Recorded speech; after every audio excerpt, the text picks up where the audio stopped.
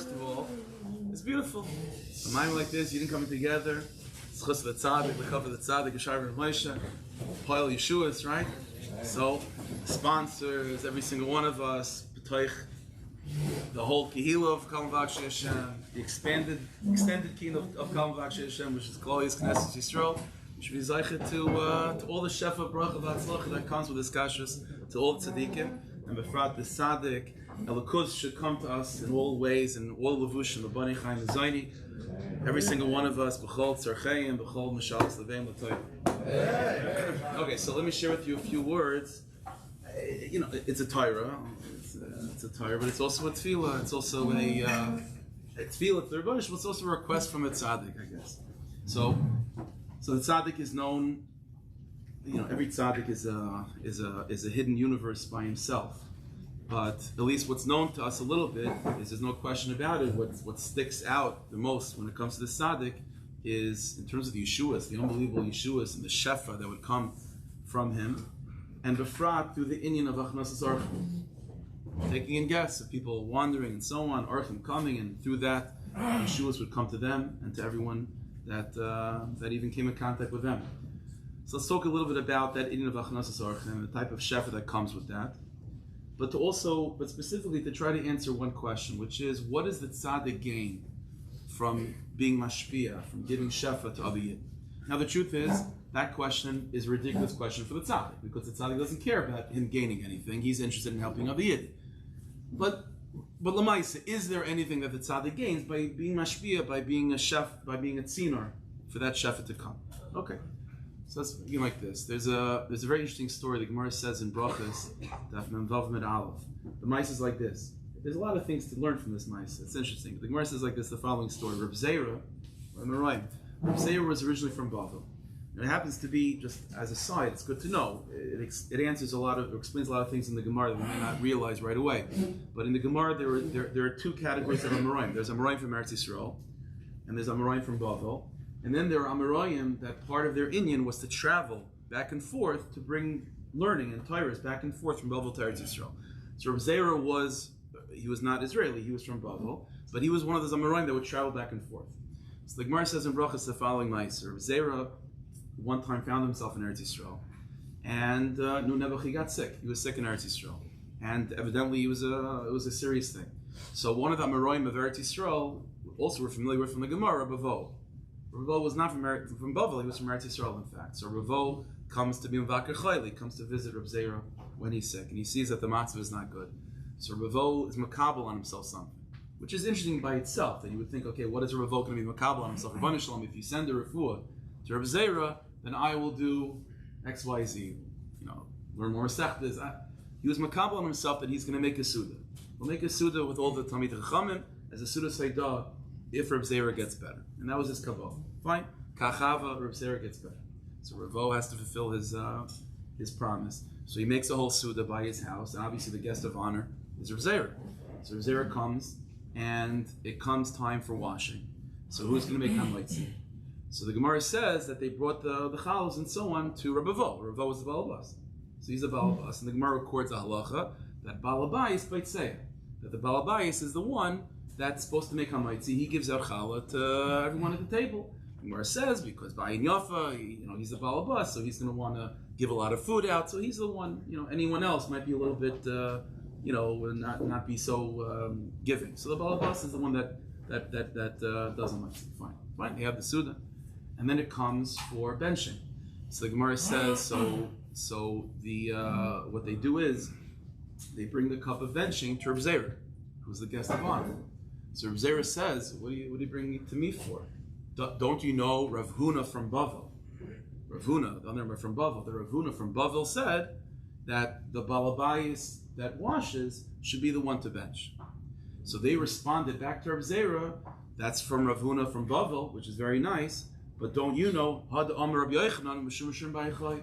The Rabbi Yochanan had a tradition from Mishum B'Yechai, and the Rabbi Yochanan was he was the editor of Talmud Yerushalmi. He's from Eretz Yisrael. Mishum B'Yechai is for sure from Eretz Yisrael. So you have a tradition from Bavel, Rabbi Yehuda the Min Bavel, that the Baal Bayis is the one that benches. We have a tradition from Rabbi Yochanan from Mishum B'Yechai in Eretz Yisrael that Oirach Mavarich, that the guest, if there is a guest, the guest should be the one to bench. The Gemara says why? Because there's a special bracha contained in benching that a guest would be able to give to the balabayis. So it's appropriate if there's a guest to give the guest the benchings, that he should be able to say birchas oirich to give this bracha. What is this bracha? So the Gemara says, "My mevarich." What was this birchas oirich, this bracha for the oirich, for the guest? So the Gemara says, interesting. The nusach is as follows: Yiratzon shalayevish balabayis b'olam hazeh v'leyikolem b'olam haba. That the balabayis, that's what the guest says. The balabayis shouldn't have any embarrassment in this world or the next. Then the Gemara says, "The Rebbe Meisif Badvarm," and Rebbe, it's also from Eretz Yisrael, going way back. Rebbe would add a little additional sentences to that bracha, and he would extend it, and he would say the following nusach: "V'yitzlach ma'id b'chol nechasav." He should have tzlach with his properties. V'yunechasav v'nuchasein b'tzlachim kavim me'ir. He should have properties that are close to the city. He should be able to always know what they need and be involved with them, and so on. He should have tzlach with parnasa and so on. That's the Gemara. Okay. So listen. The Gemara could have just brought down Amr Rabbi Yochanan Amr Shem B'Echai. The halacha is that if you have a guest at a table, the guest is the one that benches because he could give a bracha to the balabayis in his benching. But the Gemara recorded this halacha from Shem B'Echai, this whole ma'isa. The Rizei was from Bavel, goes to Eretz Yisrael, he gets sick and he is better and the whole thing, and he first says the balabayis should bench because that's the tradition from Bavel. And they said no, the tradition from Eretz Yisrael is not this fakir, that the guest should bench. Clearly there's something going on over here. There's something about this inyan of who benches, the balabas or the guest, that's somehow Eretz Yisrael versus Chutz Artik. That's why he could have just said Rav Huna said. It says Rav Huna from Bavel said that the balabais should bench. Why do you have to say he's from Bavel? It's a difference. It's obviously a Bavel Taka inyan that the balabais should bench. And in Eretz Yisrael, which is Rabbi Yochanan, the Oirach should bench. What's this? Sani's explanation, number one. Number two, the way the Gemara records this bracha that the guest says, so the Gemara said an interesting thing. Like there's a nusach, shal yevash, that he shouldn't be embarrassed in this world or the next. Finish. Rabbi Meisif Badvarm. The Rabbi would also extend that he would add a few sentences too. What's this Indian of adding a few sentences? So Rishonim bring down, other Rishonim bring down that you see from this that it's interesting. This is a bracha, although it's a real bracha, but it doesn't have an end to it. It doesn't have an official end. It's open-ended. It starts with a certain way. The nusach to start it is shalayevash, that the balabai shouldn't be embarrassed in this world or the next.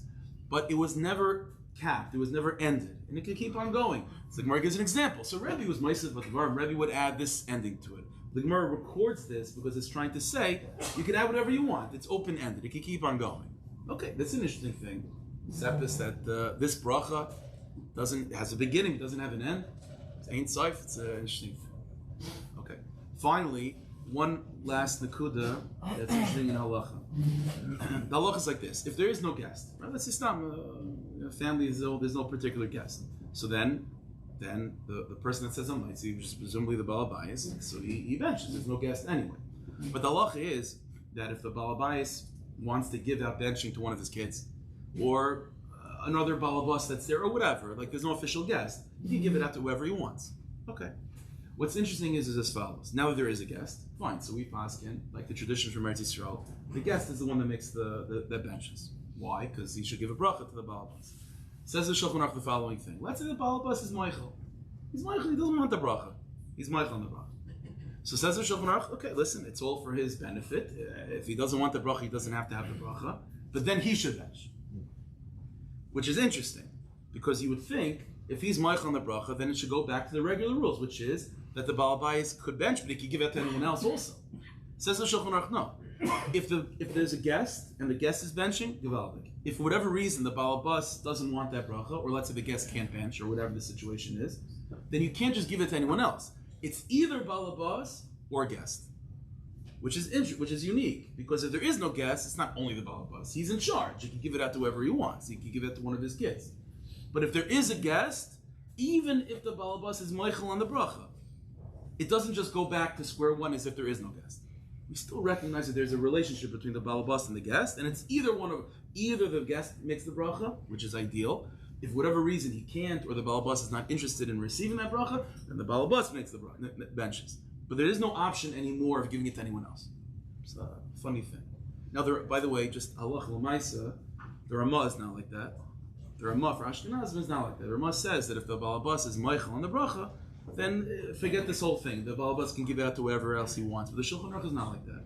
The Mechaber is not like that. The Mechaber says if there's no guest, then you're right. Give it to whoever you want. Doesn't make a difference. But if there is a guest, even when the Balabas is Moichel on the bracha, and therefore the guest doesn't bench, it's still stuck by the Balabas. It can't go anywhere else but the Balabas and the guest. So all this needs explanation. Okay. There's a Kabbalah from the Baal Shem. It's brought down in the Sefer Baal Shem Tov, in Parshas Ve'er or other places. Baal Shem Tov said that whenever there's a guest that comes to a house, a person is machnes oirach, you do achnas archim, it looks like the balabas is the mashpia and the guest is the makab, right? The guy is coming in, he doesn't have anything, you have the food, whatever it is, so you're providing him. The Baal Shem Tov taught that the word oirach is a combination of ar-ches. Ar-ches. In other words, the Rebbeinu Shalom made the world teva, things that are natural, things that are normal, things that are within gvul, within kalim. Constricted, small, finite, specific, that's the number 7. Hashem created the world in 7 days. 7 means gvul, means beginning, middle, end, stuck. What's 8? Famous from the Maharal. 8 means l'mal miderech teva, above nature, way, whoa, above, beyond gvulim. It means beyond gvulim begashmias, beyond gvulim beruchnias. Whenever a person is machnis oirach, the guest brings arches. The guest brings arches. So everyone in the house and so on is zoichet to oiris that are beli gvul, but where is it coming from? It's coming from the arches. That's from the Baal Shem Tov. Here's the problem.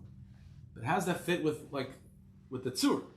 On the outside in chitzaynis, the balabas is being mashpia to the oir, right? That's the scenario. The guy's coming in, he doesn't have where to go or whatever, so he comes in and he's with his hands like this, and the balabas is being mashpia. So on the outside, the balabas is mashpia to the oir.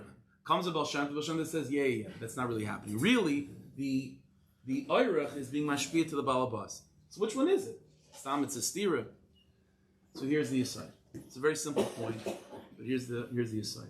Mishnah says in Pirkei Avos, and I don't remember anymore where exactly. The Mishnah says in Pirkei Avos, it's a famous line that one of the Tanoim said that I learned a lot from my Rebbeinu. I learned a lot from my Chaverim. From my students, I learned more than anyone else. So what does that mean? How do you learn from your students? If you learn from your students, they're not your students. What does it mean to learn from a student? Okay, so it means, so some Rishonim say it means that, he said a vart, and the Talmidim asked a kasha. Because of that, he had to rethink it and so on. But that's not the same thing as, when he said to learn from his Rebbeim, it means that his Rebbeim gave to him. From his Chaverim also, his Chaverim gave him ideas. So in that context, he's saying from his Talmidim. So it's not just to say that his Talmidim asked kashas, then he came up with something better. He's receiving. How do you receive from a Talmud? So here's the aside. In the Kisari, we have the following idea. That when a person is, let's put it this way, when a person is living for themselves, I don't mean in a bad way, like I'm selfish or like a miser. But just they operate in life thinking about themselves, their own avodah. Of course, they do chesed, and I'm not, but not selfish people. But just if their orientation is to receive, then there's only so much you're going to receive. There's only so much you're going to receive. But if a person takes upon themselves to live a life in which they are being mashpia to other people, then the shefa they will receive is going to be kifli kiflayim, what they would deserve on their own. Because in order to be mashpia, now you have to, how does hashpah work? The way hashpah works is like a famous mashal, one of the Magidim used to say, the famous mashal, you have a becher, right? And so the way hashpah works is not to take the cup and to pour it out into little cups, because then you're left empty, and then everyone's left empty. The answer is the bottle keeps on pouring, and it overflows from your cup into other cups. When a person's in the mindset of being mashpia, then the Rizal taught that the level of meichen, the level of shefa that you receive is kiflei kiflaim, much more than you would be able to receive if you were just interested in receiving. Because if you're just interested in receiving, then all there is one cup to fill.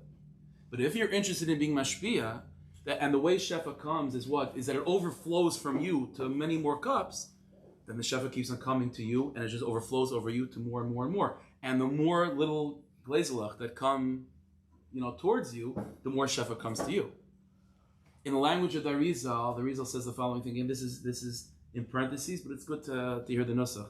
The Rizal said that when a person is just interested in receiving on their own, then all you have is Meichen De'ima, the consciousness of the mother, which is amazing. It's Meichen De'ima. When a person, however, takes upon themselves that I'm going to make Talmidim, I'm going to be mashpiyah to other people, then the Rebbe gets Meichen De'aba. And only with that higher level of Meichen, that's called Meichen De'aba, now he can be mashpiyah to more people and he won't be drained out himself. So this is the way it works. So this is what it means, by the way, the Mishnah said, Mitalmida Yosim Mekula. Mitalmida Yosim Mekula means that when you have a Rebbe and a Talmud, it's a funny dynamic, because on the outside, and this is the way it is, the Rebbe is mashpiyah to the Talmud. That's not changing. But in Pnimius, where is that additional shefa coming to the Rebbe in order to give to the Talmud? The additional shefa that's coming to the Rebbe is coming because there's a Talmud. If there was no Talmud there, then that additional shefa would not come to the Rebbe. Mitalmida Yosim Mekulam, I received more from my Talmidim than anyone else. Because there's a Talmud there waiting to receive, that's why I receive Kifla Kiflayim even more than what I would deserve on my own. When the Baal Shem Tov said that an Oirach, a guest comes, and the Oirach brings Orches, the Oirach brings Iris that are B'li Gvul and B'li Shir, he's not saying that ignore the outside. The Balabas is mashpiyah to the Oirach, but that's not true. No, that's still what's happening. The Balabas is being mashpiyah to the Oirach, but the Baal Shem Tov is revealing the Pnimius. Where is that additional shefa coming from? Who's generating that? Who's awakening that additional shefa to go to the Balabas and then trickle down to the Talmud? The one that's actually being ma'ira that shefa is the Talmud, is the Oirach, is the guest. So although on the outside it's still true that it's Balabas to Oirach, but in terms of the awakening, who's awakening the Rabbeinu Shalom to even be mashpiyah to the Balabas, such shefa, to then give to the Oirach? It's the Oirach. So this is the dynamic. When a guest comes and the guest says Birchas HaOirach, the bracha of the Oirach, that's not just some hakar satayv to the Balabas. That's true, but it's much deeper than that. Like the Shulchan Aruch said, once there's an Oirach there, then you have to acknowledge this relationship between the Balabas and Oirach. And what is that relationship? Orches. There's an influx of shefa that's coming to the Balabas, and that's what the bracha of the Oirach is trying to acknowledge. It's recognizing the guest says a bracha to the Balabas to acknowledge and to sort of bring down even more intensely the shefa that's coming to the Balabas and then to the Oirach. But it's coming because of the Oirach. That's why the nusach of the bracha is he shouldn't be embarrassed in this world or the next, but it's open-ended. Why is it open-ended? Because it's open-ended because the Balabas is in the role of being mashpiyah. As long as he's in the role of being mashpiyah, then it's infinite what they can receive. Because it's not about my cup. It's about filling up other cups. And if it's about filling up other cups, then Adarabah, the Rebbeinu Shalom is always going to give more and more and more to the Balabas because the Rebbeinu Shalom knows that he's not going to hold it for himself. He's giving to other little cups. So it's Ein Saif. It's Ein Saif. The Birchas Oirach reflects this. So let's go back. This is the difference between Bavel and Eretz Yisrael. Remember, Bavel said the Balabas makes hamaitzi, he benches. Eretz Yisrael said no. The Balabas makes hamaitzi, but the guest benches. Why? Bavel is bechinas chitzonius. Bavel chutz la'aretz is chitzonius. In chitzonius, who's the mashpiyah, who's the makabel? The Balabas. And that's still true at the end of the day. The shefa that the Oirach receives is from the Balabas. So Bavel, which is chitzonius says the Balabas made hamaitzi, which means he's the one giving out the challah. So he's the one giving out the meichin also of benching too. It's all from the Balabas to the Oirach. That's in Bavel, and that's true. But comes Eretz Yisrael with Rabbi Yochanan b'Shem Rishon B'Yochai, and Rishon B'Yochai reveals the deeper secret of why this is happening. What's happening is the Balabas is giving to the Oirach. Maski. That's Bavel. Bavel is chitzonius means what is happening. Eretz Yisrael, which is Pnimius, is okay, but why is it happening? The answer why it's happening is because the Oirach is there. The Oirach is there. And because the Balabas is being mashpiyah to the Oirach and is interested in being mashpiyah to the guest, that's why the Balabas is receiving such moich. So really, why is it all happening? It's the Oirach. So comes Eretz Yisrael, and the Eretz Yisrael tradition is the Oirach makes the bracha. Because he's the source of the bracha. I in Chitzonius, the Balabas is still the one giving out everything, and even the Ruchnistik Shefa is coming from the Balabas. That's all Chitzonius. That's true. That's the system. That's the structure. But why is this all happening? Why is the Rebbeinu Shalom giving such Shefa to the Balabas? Is because the Balabas is giving to the Aruch. That's why he's being given such Shefa. This is why, again, as I said, according to the Shulchan Aruch, whenever there's an Aruch, it's either the Balabas benching or the Aruch benching, because that benching that's taking place by that meal when there is a guest, that benching is not stam benching. That's a benching that's trying to bring down Orches, a light that's B'li Gevul. So then it's one of two things. Either you're going with Chitzonius, that it's the Balabas bringing the Shefa to the Aruch, the Balabas benches, or you're going in Pnimius of why this is happening, why the Balabas is receiving such Shefa, and the answer is because there's an Aruch. But it's not one of the other guys. It's either the Balabas or the Aruch. That's the yesod of what's going on by Birchas Aruch. This is the yesod of Achnasas Orchim. The yesod of Achnasas Orchim is that to put oneself in that mindset that everything I do is for Yanim, it's for others, is to be mashpia. Now that doesn't mean, like I said, it doesn't mean that you're not receiving. This is the mistake that people make. To live a life of being mashpia means it's not about me. No. The only way how you can be mashpia is because your cup is overflowing. But just know, you know why there's such an overflowing abundance of shefa into your cup? Is because there's other cups waiting for that shefa to come to flow from you. Because there's an Aruch, because there's a Talmud, and you're willing to give to that Talmud, that's why you're receiving such money. So at the end of the day, is the Rebbe still the Rebbe and the Talmud still the Talmud? Of course. Is the Balabas still the Balabas and the Aruch is still the Aruch? God. But the Balabas is having such unbelievable shefa because there's a Talmud, because there's an Aruch waiting for him. What does the Tzaddik gain by being Poel Yeshuas? What does the Tzaddik gain by being Mashpia? The tzaddik, every time the tzaddik gives, he's receiving kifla kiflai. And every time he receives unbelievable amounts, he's only able to give over a shirayim of that. But every shirayim that a person receives from a tzaddik is a siman that what the tzaddik just got is mamish, a huge mountain compared to the shirayim that I received. But you know why the tzaddik received that mountain? Because he's giving me shirayim. That's why. So who's makar tov to who? Okay, to everyone. It's all one system. It's all one inyan. Hashem should help us. That just as we need tzaddikim and we need to receive from tzaddikim, all the more so that tzaddikim need us to be mashpiyah to. And that's the ikr thing when we have to daven to Rebbeinu Shalom, that we should have a skashus to tzaddikim, and the tzaddikim should continue to focus their gaze upon us. The tzaddikim, again, like I said, the tzaddikim aren't interested in anything selfish, in any of the personal shefa. Aber l'maisa, the Rebbeinu Shalom wants to be mashpiyah to tzaddikim. So the way for the Rebbeinu Shalom to be mashpiyah to tzaddikim is for the tzaddikim to be mashpiyah on us. Mashpiyah on us, and the Rebbeinu Shalom will give them even more shefa, which makes Hashem happy too. So Hashem should bless us. We should be good archim by the table of tzaddikim and receive shirayim the way it's supposed to be from tzaddik yamis, and from there all shefa bracha and aslach will come to Avraham, to Yitzchak, to Yaakov, the Shiftei Kat, all the way down to the Yutat of Tainat Mashiach of Yisrael Tzaddik Meher B'Meinu.